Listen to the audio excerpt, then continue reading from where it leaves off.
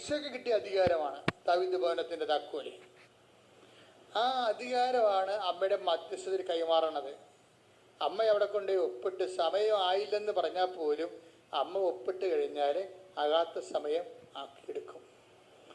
എപ്പോഴും എൻ്റെ മക്കളോട് എനിക്ക് ആദിയോടും ഭീതിയോടും കൂടി പറയാനുള്ള കാര്യം, ഞാൻ പറയണത് ഏത് രീതിയിൽ നിങ്ങൾക്ക് മനസ്സിലാവണമെന്ന് എനിക്കറിയത്തില്ല. കാര്യം ഇതിന് ഉടമ്പടിയുടെ ഒരു ജീവിതമുണ്ട്.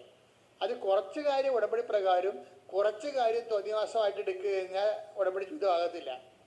ഉടമ്പടി ഫുൾ ആൻഡ് ഫുള്ളായിട്ട് തന്നെ ഉടമ്പടി നിലപാടാണ്. ഉടമ്പടി എന്ന് പറയുന്നത് ഒരു നിലപാടാണ്, ശരിക്കും ഒരു സമീപന രീതിയാണ്. എല്ലാം ഉടമ്പടി പ്രകാരം. അവർ സംസാരിക്കാതെ പോകുന്നത് എന്താണ്? അത് ഉടമ്പടി പ്രകാരമാണ്.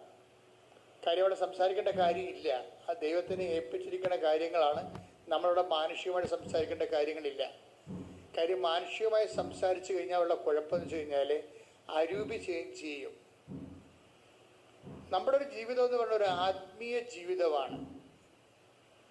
ആത്മീയ ജീവിതം എന്ന് പറയുന്നത് നമ്മൾ തെറ്റിദ്ധരിക്കരുത്. ആത്മീയ ജീവിതം എന്ന് പറയുന്നത് പ്രാർത്ഥനാ ജീവിതമല്ല. ആത്മീയ ജീവിതം എന്ന് പറയുന്നത് ധ്യാന ജീവിതമല്ല.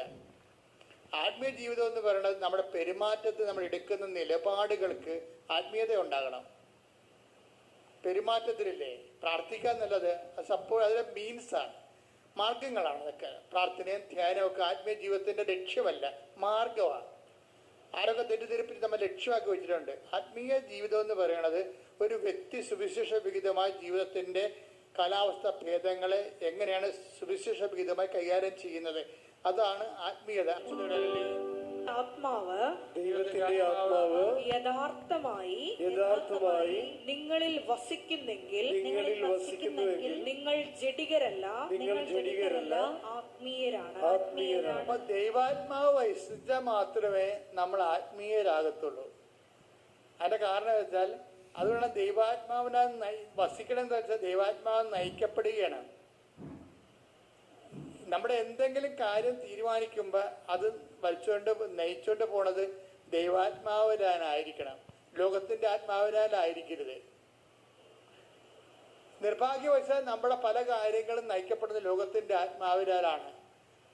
ആരെ പറ്റിക്കാം, ഏത് രീതി തരികിട കാണിച്ച് തട്ടിപ്പ് കാണിക്കാം, അതെല്ലാം ലോകത്തിന്റെ ആത്മാവിനാലാണ്. ദൈവികമായ കാര്യങ്ങൾ വരുമ്പോൾ കൊള്ളലാഭങ്ങളൊന്നും കിട്ടത്തില്ല. നമുക്ക് ബിസിനസ്സുകാരെല്ലാം ഇവിടുന്ന് ഗുഡ് ബൈ പറഞ്ഞു പോകും. എന്താ കാര്യം? കൊള്ളലാഭം കിട്ടത്തില്ല. പറ്റിച്ചാലും വെട്ടിച്ചാലും അല്ലേ ആൾക്കാർക്ക് കൊള്ളലാഭം കിട്ടത്തുള്ളൂ. ഒന്നെങ്കിൽ സർക്കാരിനെ പറ്റിക്കണം, അല്ലെങ്കിൽ നിങ്ങളുടെ കമ്പൗണ്ടറിനെ പറ്റിക്കണം, അല്ലെങ്കിൽ നിങ്ങളുടെ സപ്ലൈസിനെ പറ്റിക്കണം. ആരെങ്കിലും പറ്റിക്കേണ്ടി വരികയില്ലേ? പറ്റിക്കാതെ തന്നെ ലാഭം ഉണ്ടാക്കണം. പറ്റിച്ചാണ് ലാഭം ഉണ്ടാക്കണം.